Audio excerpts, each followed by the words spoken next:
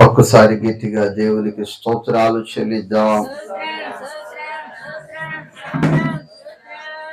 హల్లెలూయా. మరి కూడికను ఈ రాత్రి ఏర్పాటు చేసుకున్న మరి కుటుంబాన్ని బట్టి, మరి బిడ్డలను బట్టి, చేరి వచ్చిన మీ అందరిని బట్టి దేవునికి నేను స్తోత్రాలు చెల్లిస్తూ మీ అందరికీ కూడా మరి నేను ప్రేమ వందనాలు చెల్లిస్తున్నాను. దేవునికి స్తోత్రం. ఈ దేవుని బిడ్డలారా, మరి సహోదరులు, మరి కుటుంబ యజమానులు యాహనన్న గారు చాలా మంచి ముఖ్యమైన సాక్ష్యాన్ని చక్కగా మనకు వివరించారు. దేవునికి స్తోత్రం. ప్రాణం పోయే పరిస్థితుల్లో కూడా పరిశుద్ధతను విడిచిపెట్టలేదు. ప్రాణం పోయే పరిస్థితుల్లో కూడా పరిశుద్ధతను విడిచిపెట్టగా చాప స్వభావాలు కలిగి నిలిచిపోయాడు. దేవునికి స్తోత్రం. అలా కప్పవలే గంతులు వేసుకుంటూ వెళ్ళిపోలేదు. దేవునికి స్తోత్రం. కాబట్టి విలువైన వ్యక్తి నేను చెప్పగలుగుతాను. అన్న ఎవరమ్మా? విలువైన వ్యక్తి. దేవునికి స్తోత్రం.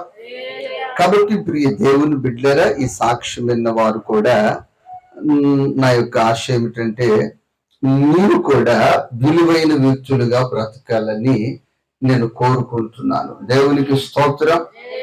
ప్రియ దేవుని బిడ్డలారా, రోమీలకు రాసిన పత్రిక 1వ అధ్యాయము, అది లాక్ తీసేమ ఫోన్, 1వ అధ్యాయము 2వ వచనాన్ని చదువుకుందాం. రోమీలకు రాసిన పత్రిక 1వ అధ్యాయము 2వ వచనాన్ని చదువుకుందాం.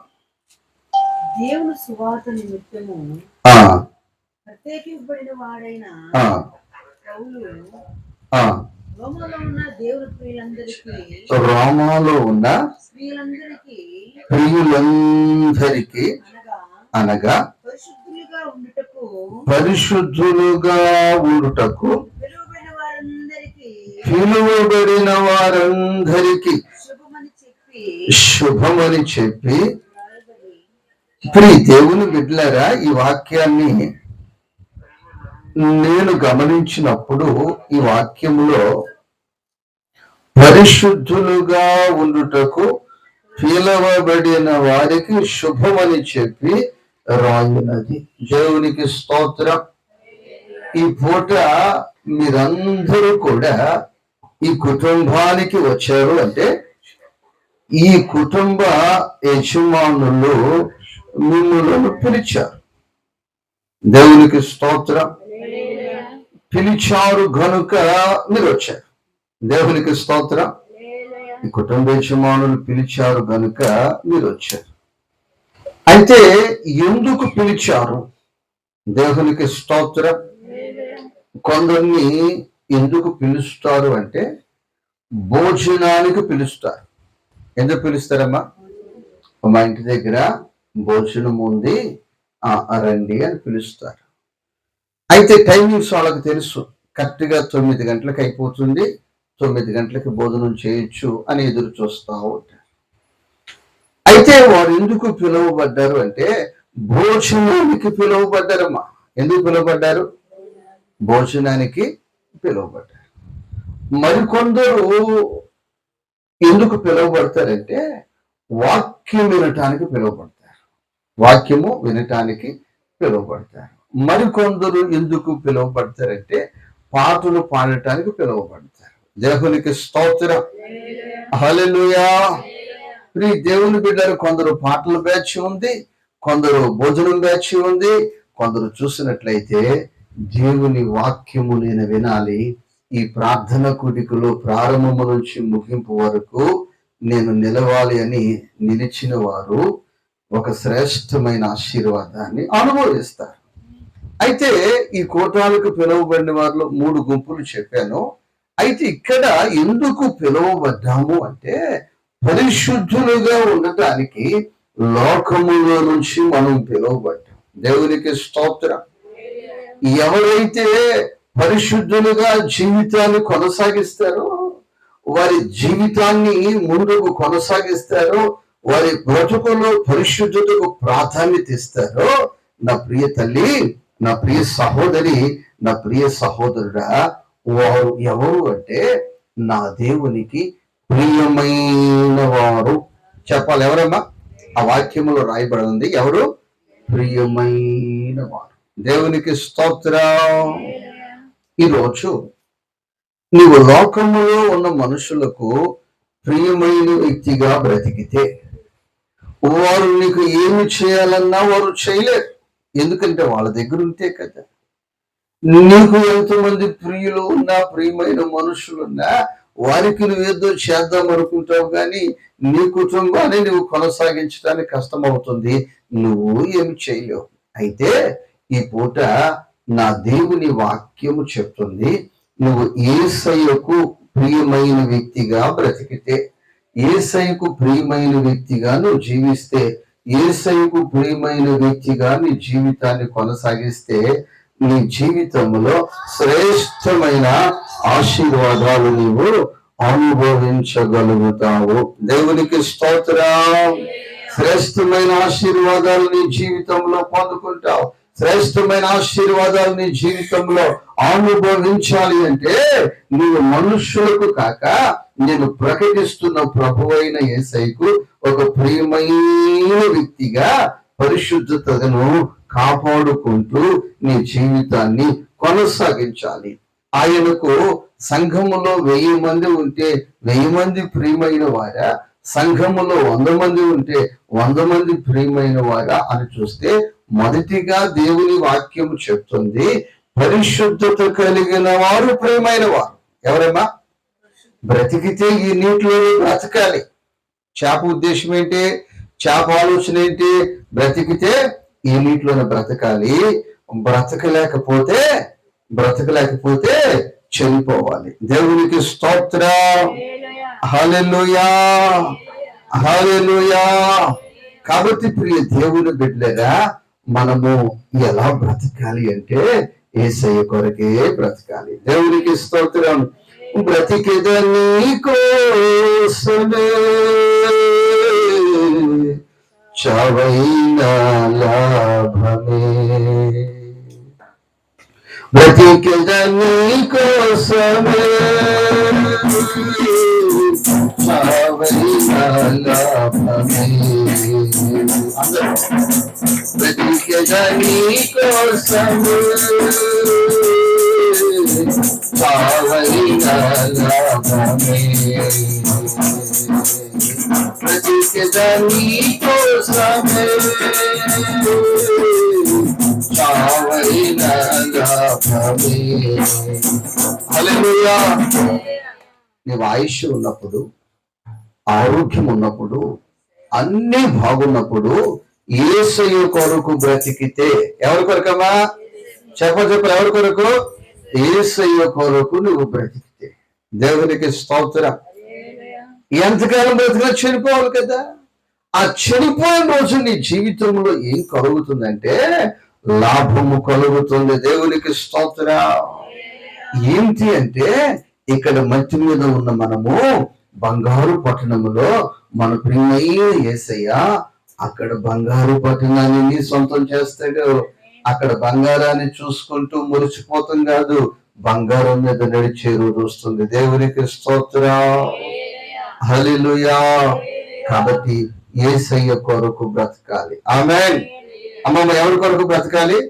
యేసయ్య కొరకు బ్రతికే వ్యక్తి అయి ఉండాలి. దేవునికి స్తోత్రం. అమ్మ ఎవరి కొరకు బ్రతికేదా? నీకోసమే చావైన లాభమే. దేవునికి స్తోత్రం. ఈ కప్ప బ్రతుకులో బ్రతికిన వీలు లేదు, చచ్చిన వీలు లేదు.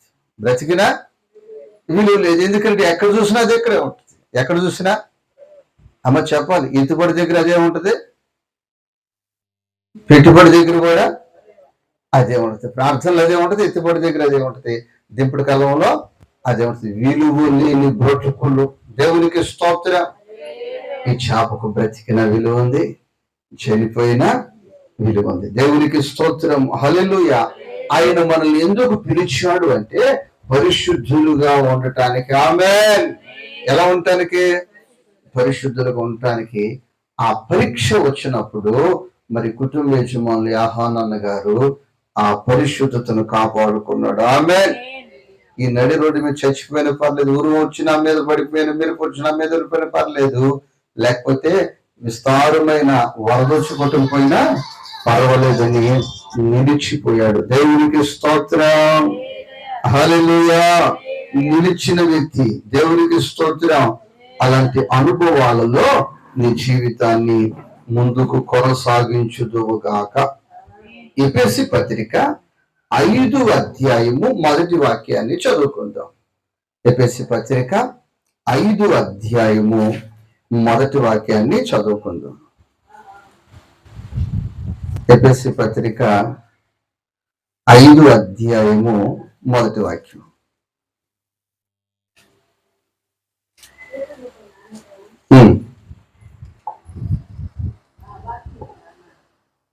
కావున మీరు ప్రియులైన పిల్లల వలె దేవుని పోలి నడుచుకొనిడి. దేవునికి స్తోత్రం. ఎవరిని పోలి నడుచుకోవాలి? దేవునిని పోలి నడుచుకోవాలి. ఇప్పుడు మనము రక్షణ పొందాం. ఇప్పుడు మనము దేవుని మందిరానికి వెళ్తున్నాం. విశ్వాస జీవితాన్ని కొనసాగిస్తున్నాం. దేవునికి స్తోత్రం. ఏం కొనసాగిస్తున్నామా? విశ్వాస జీవితాన్ని కొనసాగిస్తున్నాం. ఈ విశ్వాస జీవితాన్ని కొనసాగించినప్పుడు, దేవుని మందిరానికి మనం వెళుచున్నప్పుడు, మనం వెళ్ళేటప్పుడు చాలా మంది కనిపిస్తారు. సంఘములో చాలా మంది పాటలు పాడే బిడ్డలు కనిపిస్తారు, ప్రార్థన చేసే బిడ్డలు కనిపిస్తారు, భోజనం చేసే బిడ్డలు కనిపిస్తారు, భక్తిగా బైబిల్ పట్టుకెళ్లే వాళ్ళు కనిపిస్తారు. దేవునికి స్తోత్రం. అయితే ఇక వీళ్ళు భక్తులే పాటలు పాడుతున్నారు, వీళ్ళు భక్తులే బైబిల్ పట్టుకున్నారు, వీళ్ళు భక్తులే చర్చికి పోతున్నారని నీవు వాళ్ళ వెనక పోకూడదు. దేవునికి స్తోత్రం, హల్లెలూయా. వారిని పోలి నువ్వు నడవకూడదు.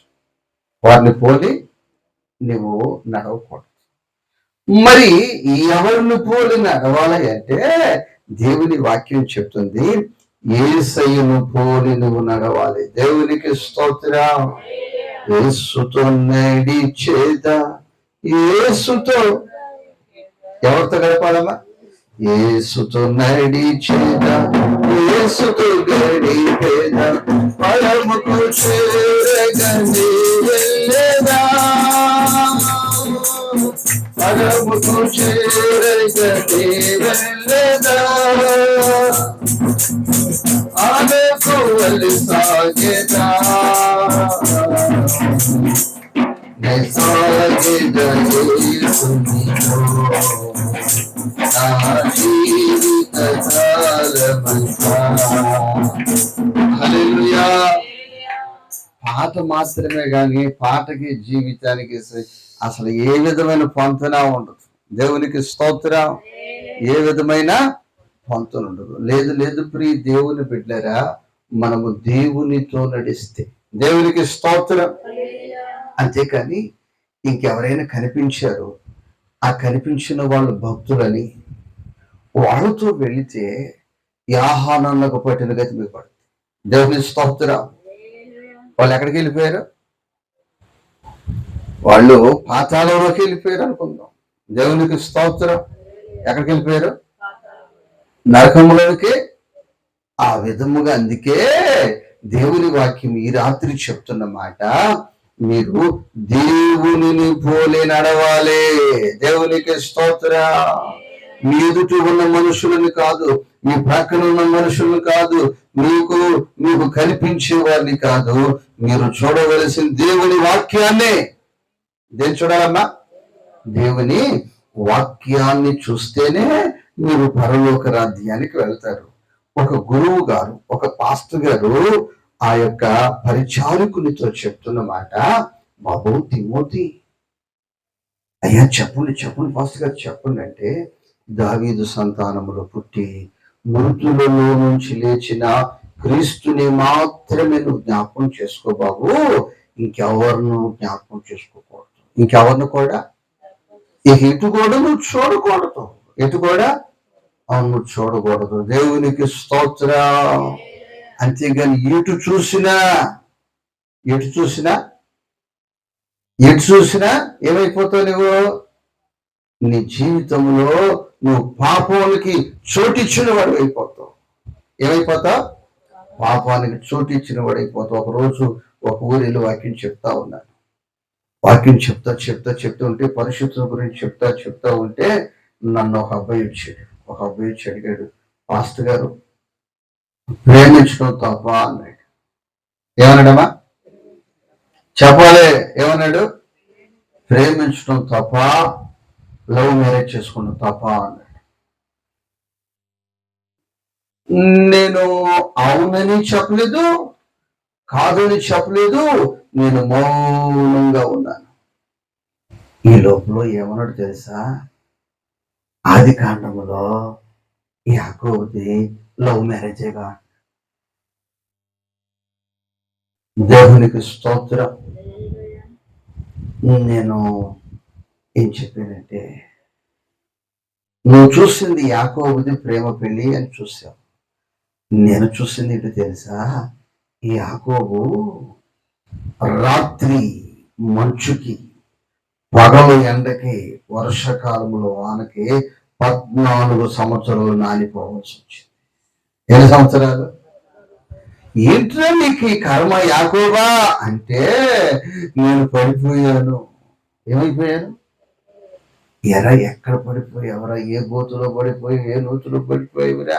ఏ బైక్ యాక్సిడెంట్ పడిపోయింటే? అట్టు కాదు, ప్రేమలో పడబట్టి. దేంట్లో పడబట్టి? 14 సంవత్సరాలు పాలేరుతనం చేయవలసి వచ్చింది. దేవునికి స్తోత్రం. వాడు ఆ వాక్యం చదవట్లా, వాడు ఆ వాక్యం చూడుకోకుండా ఇటే చూస్తున్నాడు. ఏం చూస్తున్నాడు? ఇటే చూస్తున్నాడు. కాబట్టి నా తల్లి, నా సహోదరి, నా సహోదరుడా, నువ్వు అందుకనే దేవుని వాక్యం చెప్తుంది, నీవు మనుషులను పోలి కాదు. ఎవరిని పోలి కాదు? మనుషులను పోలి కాదు. నీవు దావీదు సంతానములో పుట్టి మృతులలో నుంచి లేచిన యేసయ్యనే నువ్వు జ్ఞాపకం చేసుకోవాలి. దేవునికి స్తోత్రం. యేసయ్యను జ్ఞాపకం చేసుకుంటే నీకు లాభం ఉంది. యేసయ్యతో నడిస్తే నువ్వు పరలోక రాజ్యానికి వెళ్తావు. యాకోబుతో నడిస్తే వెళ్తావు. ఇక నీ బ్రతుకు 14 సంవత్సరాలు పాలేరుతనంలోకి వెళ్ళిపోవాలి. ఏది కావాలో కోరుకోతాము అన్న. దేవునికి స్తోత్రం. హల్లెలూయా. తప్పు అని నేను చెప్పట్లేదు, ఎందుకంటే నీ మనోభావం దెబ్బతినకూడదు. నీ మనోభావం అని దెబ్బతినకూడదు. కాబట్టి తమ్ముడా, 14 సంవత్సరాలు పాలేరుతనంగా మిగిలిపోవాలంటే నీ జీవితం యాకోబు వైపు అడుగులు పెట్టు. లేకపోతే దావీదు సంతానములో పుట్టి మృతులలో నుంచి వేసిన యేసుని నువ్వు జ్ఞాపకం చేసుకుని ఆ యేసుతో నువ్వు నడిస్తే నీ జీవితంలో శుభము కలుగుతుంది, నీ జీవితంలో క్షేమము కలుగుతుంది. అప్పుడు నువ్వు యేసయ్యకు ప్రియమైన వ్యక్తిగా ఎలా మార్చబడతావు?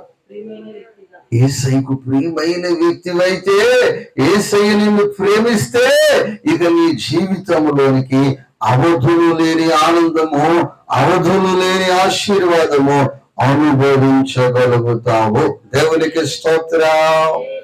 ఆశీర్వాదం నీ జీవితంలో అనుభవించాలంటే నువ్వు ఎవరితో నడవాలి? చెప్పాలి తల్లి, ఎవరితో నడవాలి? యేసయ్యతో నడవాలి. అంతేగాని నీ పక్క వాళ్ళు అటుపోతున్నారు, వీళ్ళు ఇటుపోతున్నారు అని వాళ్ళతో పోయావనుకో, వాళ్ళ దరిద్రం నీకు పట్టుకుంటుంది.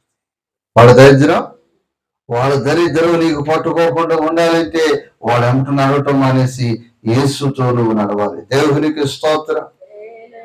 కొందరు దగ్గరికి నేను వెళ్తాను, గృహ దర్శనాలు చేయటానికి వెళ్ళినప్పుడు ఇంటికాడ తలుపులు వేసేసి ఉంటాయి.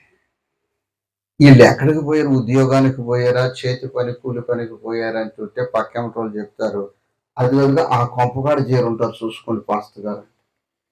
ఏ కొంపకాడ? ఇక అక్కడ ఊసులు పెట్టుకుంటా ఉంటారు. ఏం పెట్టుకుంటారమ్మా? ఈ హాలు చెప్పి వీళ్ళు చెప్పి వీళ్ళు చెప్పి వాళ్ళు చెప్పి వాళ్ళు చెప్పి వీళ్ళు చెప్పి కొంతకాలం తర్వాత చెప్తారు, పాస్టర్ గారు వాళ్ళు మేము జుట్లు ఊడేసి కొట్టుకున్నాం. వేసుకున్నా. అయితే ప్రియ దేవుని బిడ్డలారు, ఈ గృహస్థుల దగ్గరికి వస్తాం. వచ్చినప్పుడు వీళ్ళ దగ్గర ఎవరు ఉండరు, ఎవరి దగ్గర వీళ్ళు ఉండరు. వీళ్ళు యేసయ్య పాదాల దగ్గర కూర్చుని ఉంటారు. వీళ్ళు యేసయ్య పాదాల దగ్గర కూర్చుంటే ఆ రోజు మరి మార్తల ఇంట్లో ముగ్గురు ఉన్నారు. ముగ్గురులో ఒకళ్ళే యేసయ్య పాదాల దగ్గర కూర్చుంది మరియమ్మ. అంతేనా? మార్తను చూస్తేనే వంటగదిలో ఉంది, ఆధారగడ్డ చూస్తే బయట ఉంది. దేవునికి స్తోత్రం. వీళ్ళు చూస్తే అందరూ యేసయ్య పాదాల దగ్గరే ఉంటారు. అమ్మా, అందరూ ఎక్కడ ఉంటారు? యేసయ్య పాదాల దగ్గర ఉంటారు. ఎప్పుడన్నా బొయ్యసు పాల ప్యాకెట్ తెస్తుంటారు, అటు వెళ్తుంటారు.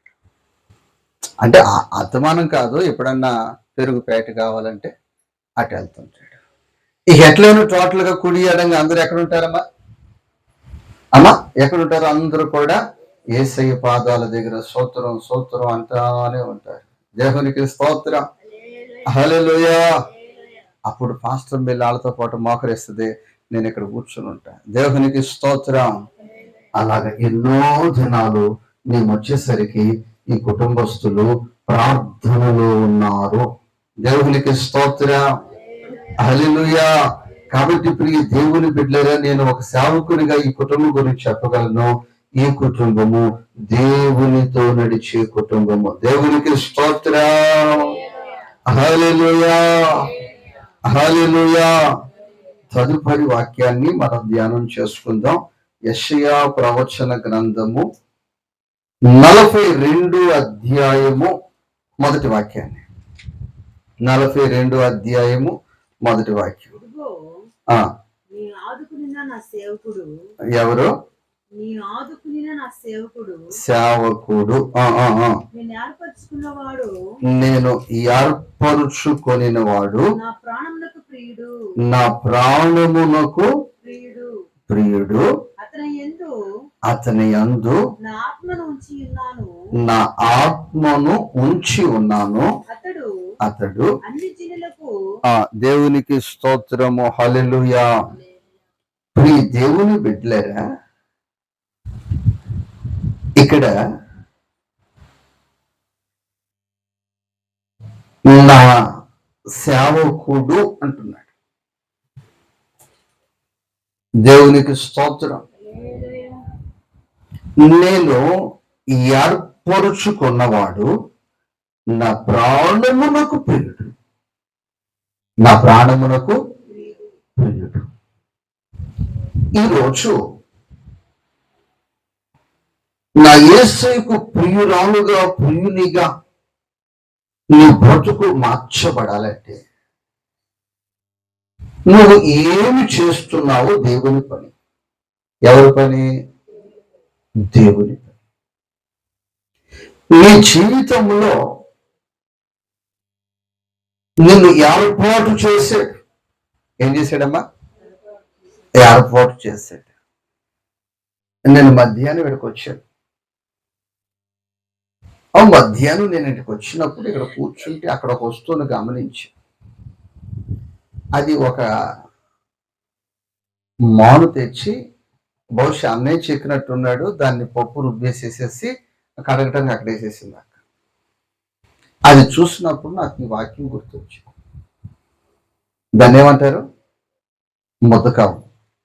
దేవునికి స్తోత్రం. దాన్ని ఈ కుటుంబ యజమానుడు ఎందుకు ఏర్పాటు చేసుకున్నాడు అంటే, అది కాదు తీసుకునేది అదే నేను మధ్యాహ్నం చూసినది.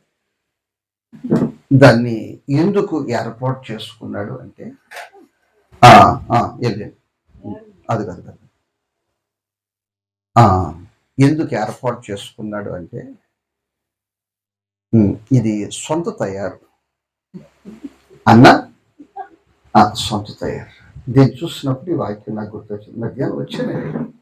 దేవునికి స్తోత్రం. హల్లెలూయా.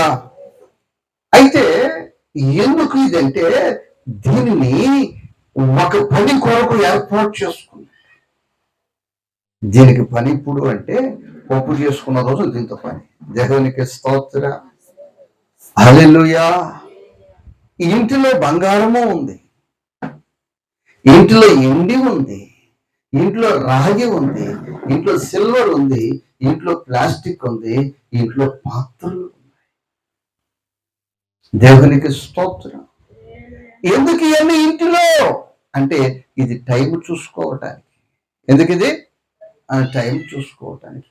అలా ఒక్కొక్కటి ఒక్కొక్కటి ఒక్కొక్కటి ఒక్కొక్కటి ఒక్కొక్కటి ఇంటిలో ఈ కుటుంబ యజమానుడు ఏర్పాటు చేసుకున్నాడు. దేవునికి స్తోత్రం. హల్లెలూయా. ఒక్కొక్కటి ఒక్కొక్కటి ఏం చేశాడు? ఏర్పాటు చేశాడు. దేవునికి స్తోత్రం. హల్లెలూయా. ఇదిగో ఇవి కూడా ఏర్పాటు చేశాడు. దేవునికి స్తోత్రం. హల్లెలూయా. నా ప్రియ దేవుని బిడ్డలరా, ఇది ఎందుకు అనుకుంటాను మీరు, ఇది ఎందుకు అనుకుంటారు. కానీ దీని గురించి కుటుంబ యజమానులకు తెలుసు, దీన్ని ఎందుకు ఏర్పాటు చేశాడు. దేవునికి స్తోత్రం. హల్లెలూయా. హల్లెలూయా. కాబట్టి ఆయన విచిత్రమైన పనివాడు. దేవునికి స్తోత్రం. ఈ కుటుంబంలో అవసరం లేనిది ఏది లేదు. అవసరం లేనిది. అలాగా ఈ స్థలములో చేరి ఉన్న ప్రతి ఒక్కరిని నా దేవుడు ఏర్పాటు చేసుకున్నాడు. దేవునికి స్తోత్రం. నువ్వు చిన్న వ్యక్తి అయిండొచ్చు, పెద్ద వ్యక్తి అయిండొచ్చు, చదువున్న వ్యక్తి అయిండొచ్చు, చదువు లేని వ్యక్తి అయిండొచ్చు, నువ్వు స్త్రీ అయిండొచ్చు, పురుషుడు అయిండొచ్చు. ఆయనని ఏర్పాటు చేసుకున్నాడు. దేవునికి స్తోత్రం. ఆయన ఏర్పాటులో నీ జీవితము కొనసాగుతుందా? దేవునికి స్తోత్రం. ఆయనకి ఇష్టమైనట్లు ఆయన నీకు అప్పగించిన పని నువ్వు చేస్తున్నావా? అసలు నిన్ను దేవుడు ఎందుకు ఏర్పాటు చేశాడో నువ్వు గ్రహించావా? భక్తి భక్తి భక్తి భక్తి భక్తి భక్తి.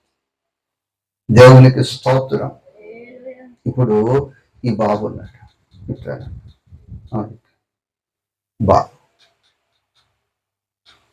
ఈ బాబు కుమారుడు.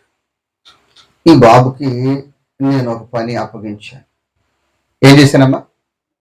నేను ఒక పని బాబుకి అప్పగించాను. నేను అప్పగించిన పని ఈ బాబు చేస్తే వెరీ గుడ్, చాలా మంచి బాబు అంటారు. దేవునికి స్తోత్రం. నేను మన దగ్గర కూర్చోకుండా, నేను చెప్పిన పని చేయకోకుండా అడ్డాలు తిరుగుతుంటే ఈ అబ్బాయికి పెట్టే పేరు అడ్డగాడిద. చెప్పండి, ఏ గాడిద? చెప్తాలే. అందరికీ నాలుగు తిరగట్లేదా? నాలుగు తిరిగిన వాళ్ళందరికీ చెప్పండి, ఏం పేరు పెడతాను? అడ్డగాడిద. నా ప్రభు నీకు అప్పగించబడిన పరిచర్య, నీకు అప్పగించిన బాధ్యత నువ్వు చేయకపోతే నా ప్రభు కూడా అదే పేరు నీకు పెడతాడేమో.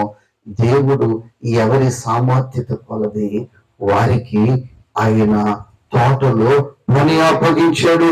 దైవ సేవకునికి అప్పగించాడు, దైవ సేవకురాలకు అప్పగించాడు.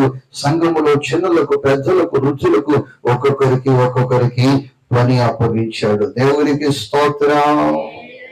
హల్లెలూయా. ఏం అప్పగించాడు? పని అప్పగించాడు. ఆ పని నువ్వు చేస్తున్నావా? దేవునికి స్తోత్రం. హల్లెలూయా.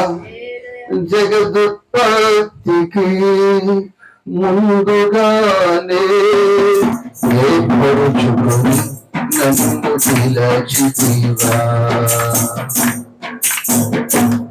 జగదుత్పత్తికి ముందుగానే ఏర్పరుచుకొని నన్ను పిలచితివా.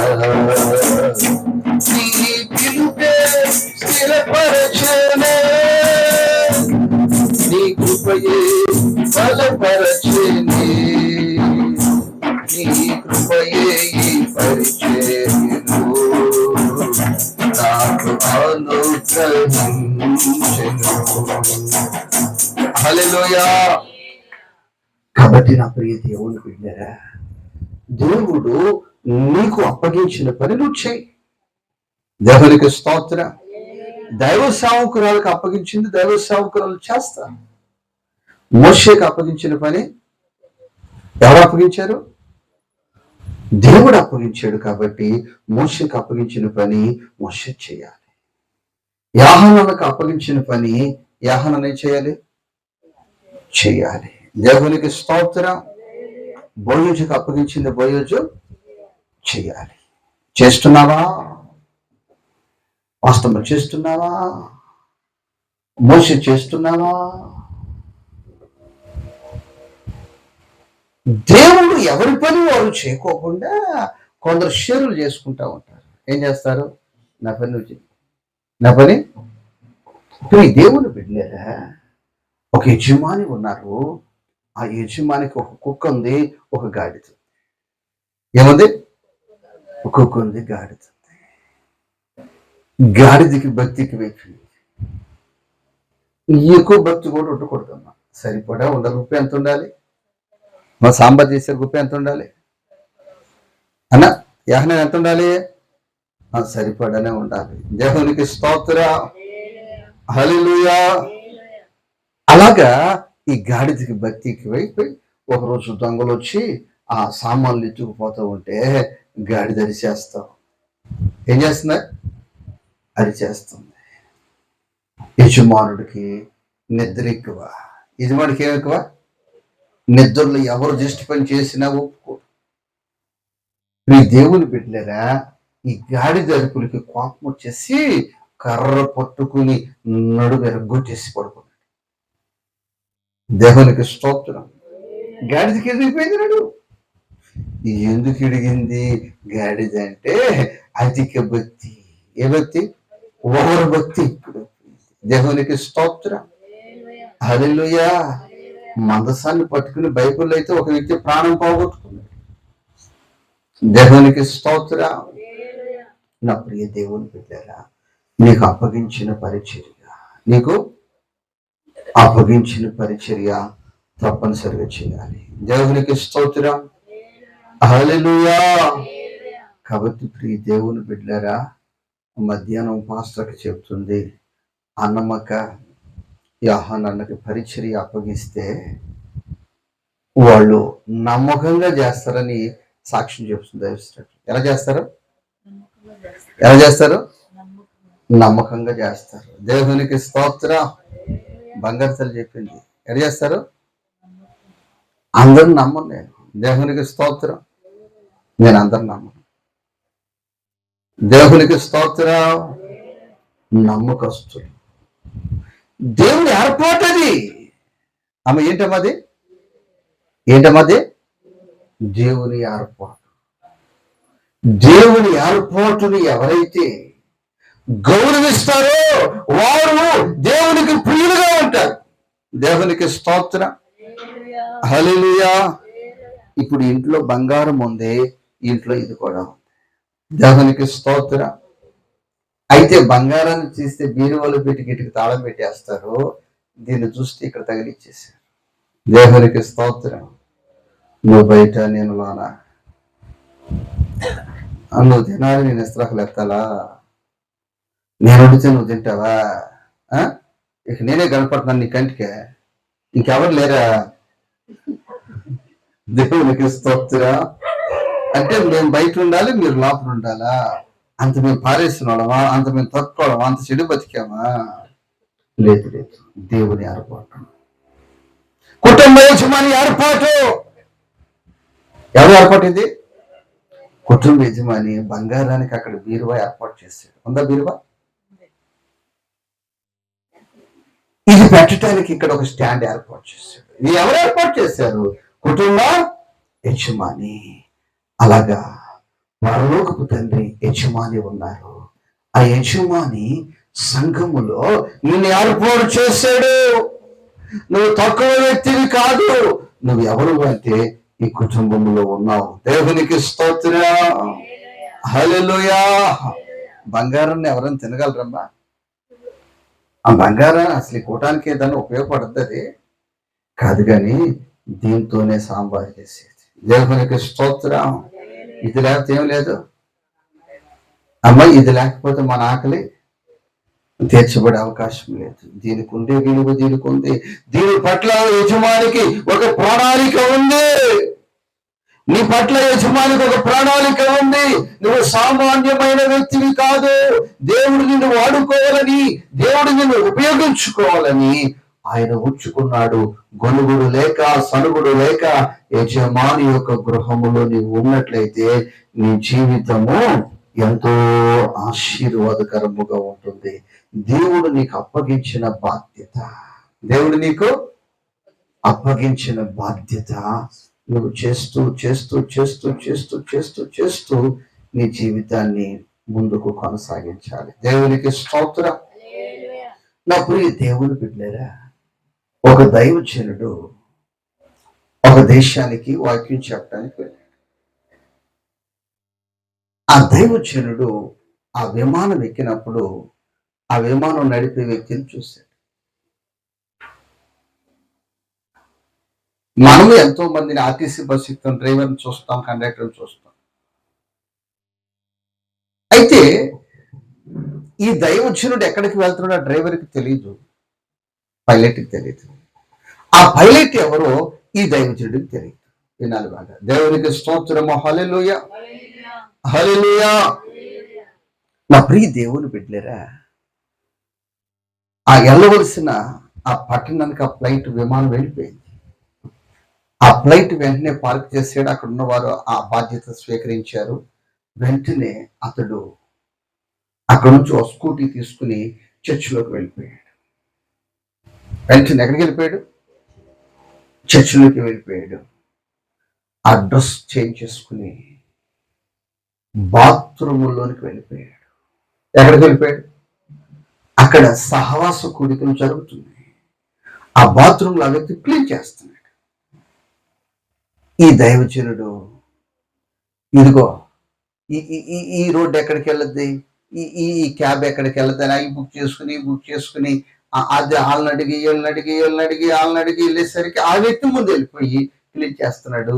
ఈ వ్యక్తి ఈ దైవజనుడు వెళ్ళిన తర్వాత అలా టాయిలెట్లోకి వెళ్ళొద్దామని వెళ్ళేసరికి అక్కడ ఎవరు క్లీన్ చేస్తున్నారంటే విమానము నడిపిన వ్యక్తి క్లీన్ చేస్తున్నారు. అయ్యా నిన్ను ఎక్కడో చూస్తున్నట్లున్నానంటే అవును, ఫ్లైట్ లో చూసారని. మీరేంటి ఇక్కడంటే అయ్యా నేను వాక్యం చెప్పడానికి వచ్చాను. అదే ఫ్లైట్. నేను నా జీవితంలో ప్రభు నాకు ఇచ్చిన బాధ్యతగా ఈ బాత్రూములు క్లీన్ చేయాలని నేను సమర్పించుకున్నాను. ఆయన డ్యూటీ నాకు సెలవు ఇవ్వలేదు కాబట్టి నేను త్వరగా అక్కడ పెట్టి వచ్చి నా డ్యూటీ నేను చేసుకుంటున్నాను. దేవునికి స్తోత్రం. నా ఉద్యోగం ఎంత, నా కులం ఎంత, నా జీతం ఎంత, నా స్థాయి ఏంటి, పాస్టర్కి అసలు సిగ్గుందా గుర్తుందా, నాకు ఈ పని చెప్పేది, ఎవరో తక్కువ వాళ్ళు వస్తారో వాళ్ళకి చెప్పాలి కానీ ఈ పని. ఇలాంటి గొనుగుడు ఉందా? బంగారం సరుగుడు ఉందా? దేవుడు నాకు ఇచ్చిన బాధ్యత. దేవునికి స్తోత్రం. ఎవరైతే ఆయన అప్పగించిన పరిచర్య నమ్మకంగా చేస్తారు వారు దేవునికి ప్రియుడుగా ఉంటారు. దేవునికి స్తోత్రం. వారికి పరలోక రాజ్యాన్ని సొంతమున ప్రభు చేయబోతున్నాడు. వారు ఎక్కడ ఉన్న ఆశీర్వాదకరముగా ఉంటారు, ఎక్కడ ఉన్న దీవెనకరముగా ఉంటారు. ఎందుకంటే వారు పరిశుద్ధులుగా ఉండటానికి పిలువబడ్డారు. వారు దేవునిని పోలి నడుస్తూ ఉన్నారు. వారు దేవుడు ఏర్పాటులో ఉండి దేవుడు అప్పగించిన పని చేస్తున్నారు. ఏ పని చేస్తున్నారమ్మా? దేవుడు అప్పగించిన పని చేస్తున్నారు. వాళ్ళు ఒక రోజు నిద్రపోతున్నారు. ఏం చేస్తున్నారమ్మా వాళ్ళు? చెప్పాలి. ఏం చేస్తున్నారు? దేవునికి స్తోత్ర. కొందరు పరుగు పరుగు పరుగు పరుగు పరుగు పరుగు. ఎందుకంటే బంగారం కొనుక్కో పొరుగెడుతుంటే, డబ్బులు కొనుక్కో కొందరు పరిగెడుతుంటే, ఆస్తుల కొరకు కొందరు పరుగెత్తుంటే, అప్పులు తీర్చుకోవడానికి కొందరు పరుగెత్తుతున్నారు. పరుగే పరుగు. ఇక అది ఆదివారం కావచ్చు, ఏ వారం కావచ్చు, ఎప్పుడు కావచ్చు, డబ్బు కొరకు పరుగు పరుగు పరుగు పరుగు పరిగెత్తుతున్నారు. పరిగెత్తిన తర్వాత అయ్యా మీరు పరిగెత్తారు కదా, ధనం మీకు చిక్కిందంటే అది దొరకలేదు మాకు, అది చిక్కలేదు మాకు నరుస్తున్నారు. దేవునికి స్తోత్రం. పరిశుద్ధులుగా ఉన్నవారు, దేవునిని పోలి నడిచేవారు, దేవుని ఏర్పాటులో ఉండి దేవునికి ఇష్టమైన పరిచర్య చేస్తున్న వాళ్ళు నిద్రిస్తా ఉన్నారు. వాళ్ళు ప్రశాంతంగా పడుకున్నారు. ఎలా ఉన్నారమ్మా? ఏం జరిగింది ఇక్కడ? దేవునికి స్తోత్రం. ఏం జరిగింది ఇక్కడ? దేవునికి స్తోత్రం. హల్లెలూయా. కృప ఆడుకుని నిద్రపోయింది. ఏం చేసింది కృప? యాహానాను చేసి చీకటి పడిపోయింది. అక్కడ ఎక్కడ? వెళ్ళిన పనిలోనే. ఇక్కడ కృప ఆడుకుని ఏమైపోయింది? నిద్రపోయింది. నిద్రపోయినా విడిచిపెట్టలేదు. యాహానాను వచ్చాడు. దేవునికి స్తోత్రం. నిద్రపోతున్న బిడ్డను చూసేసి వదిలిపెట్టలేదు తండ్రి. ఏం చేశాడు? లెగమ్మా తినమ్మా. ఏమంటున్నాడు? చెప్పడమా? ఏమంటున్నాడు? లెగమ్మా తినమ్మా. ఏమంటున్నాడు? నీకు ఇష్టమైనది తెచ్చాను, తినమ్మా, లెగమ్మా అంటున్నాడు. దేవునికి స్తోత్రం. ఇప్పుడు మీరు నా దేవునికి ప్రియులైతే, దేవునికి స్తోత్రం, మీరు నా దేవునికి ప్రియులైతే, దేవునికి స్తోత్రం. 127వ కీర్తన 2 వాక్యాలు త్వరగా చదువుతారు. చివరి మాట 127వ కీర్తన 2 వాక్యాన్ని చదువుతారు త్వరగా.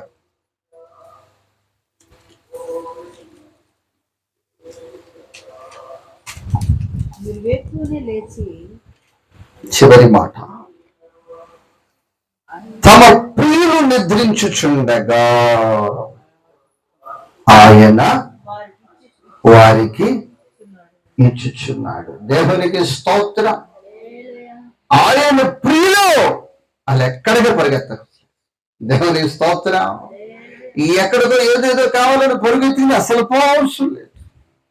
ఆయనకి ప్రియురాలు గాని ప్రియులు గాని జీవితాన్ని కొనసాగిస్తూ ప్రశాంతంగా పడుకో.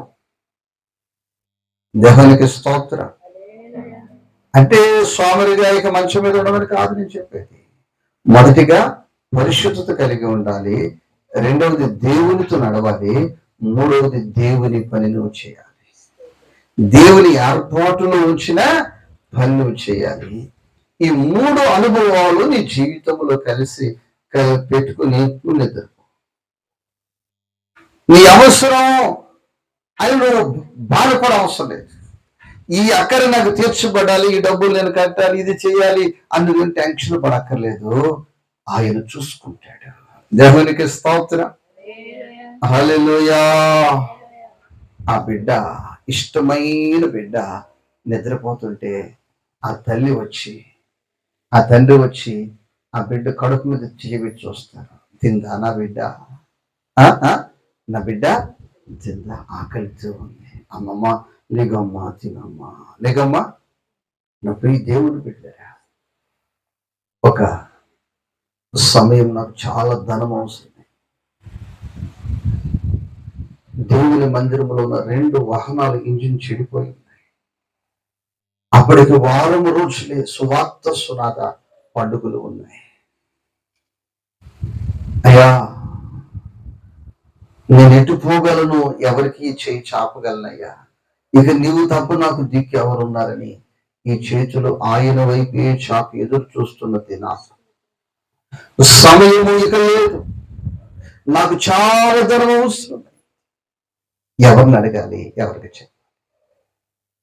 ఎదురు చూస్తూ, అయ్యా నీకు ప్రియులుగా నేను బ్రతుకుచున్నాను కాబట్టి నాకని తీర్చే దేవుడు నీవేగయ్యా అని ప్రార్థన చేస్తున్నాను. రాత్రి నిద్రపోయి తెల్లవారుజామున స్తోత్ర ప్రార్థన చేసుకుని చేయటానికి ఏమీ లేక మళ్ళీ పడుకున్నాం. దేవుని స్తోత్రం. హల్లెలూయా. పడుకున్నప్పుడు ఒక సహోదరు వచ్చి తలుపు కొట్టారు. లేచాను. నేను లేచాను కానీ కళ్ళు తెరిచి చూడలేని పరిస్థితిలో ఉన్నాను. అలా కళ్ళు సగం తెరిస్తే పలానా సహోదరుని గుర్తించాను. అలా కళ్ళు తెరిచి చూడకముందే ఆ సహోదరు ప్రార్థన చేయమని, ఇక తెరవటం ఎందుకని మూసేసి ప్రార్థన కంటిన్యూ చేసి ప్రభా తల్లి వచ్చారు, ఉదయం వచ్చారు, ఎందుకు వచ్చారో తెలీదు, నాకు తెలియదయ్యా, కానీ నీకు తెలుసయ్యా సహోదరి, అక్కడ తీర్చు, అవసరం తీర్చు, కోరిక తీర్చయ్యా, యేసునామములో అడుగుతున్నాను తండ్రి. ఆమె ఇదే నా ప్రార్థన. ఆ సహోదరి, పాస్టర్ గారు, నేను దాదాపు 10 రోజుల వరకు నేను మీకు కనిపించను, నేను చాలా దూరం ప్రయాణం వెళుతున్నాను, నేను కవర్ చేతులు పెట్టుకుని ఆ కవరు తెరిసే పరిస్థితి కూడా నాకు కళ్ళు మూగిపడిపోయి నిద్ర మగతులో నేను ఉన్నా. కానీ వెళ్ళిపోయిన తర్వాత నా చేతులు స్పరిశంటే నా నిద్రపోయి చూస్తే ఆ కవరు 40,000 రూపాయలు ధనము. దేవునికి స్తోత్రం. అయ్యా, మీటింగుల దగ్గరకు వచ్చేసినాయి, ఆటో చెడిపోయింది, బైక్ చెడిపోయింది, ఇంజిన్ అయ్యా పూర్తిగా చెడిపోయిందని ఈ చెయ్యి చాపుకుంటూ 10 ఇళ్ళకి తిరిగితే ఎంత వచ్చాయంటారు?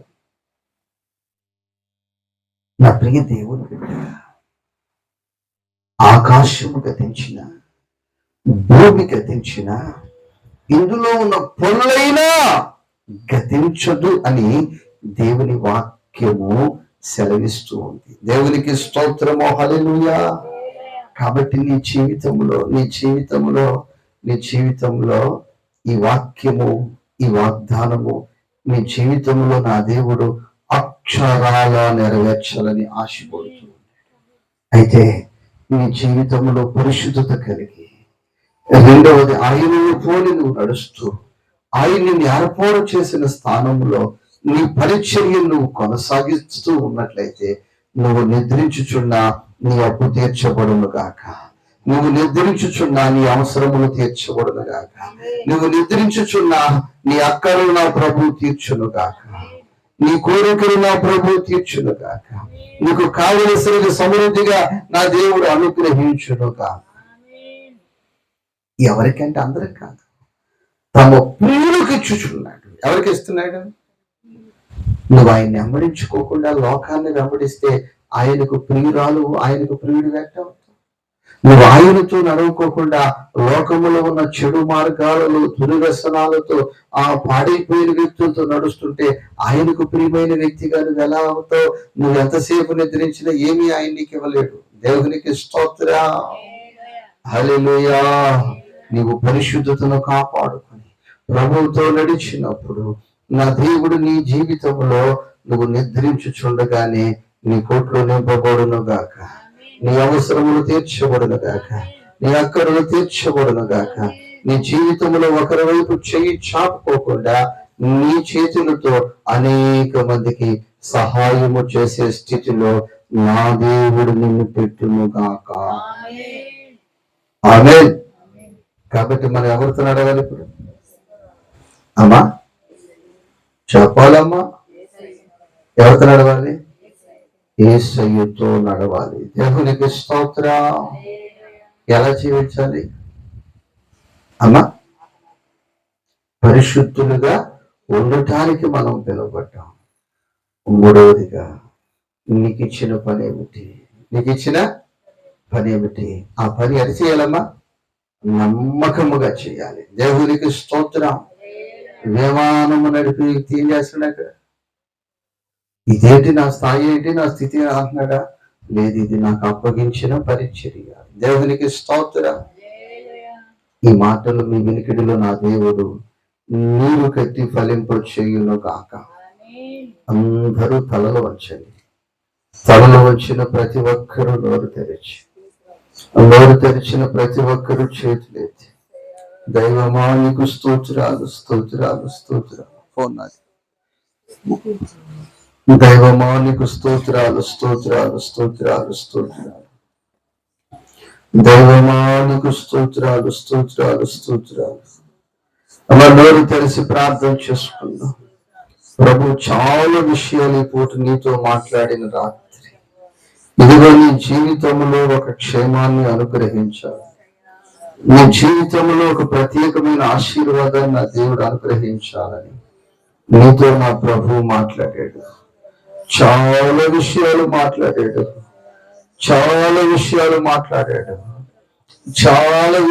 మాట్లాడాడు. స్తోత్రం.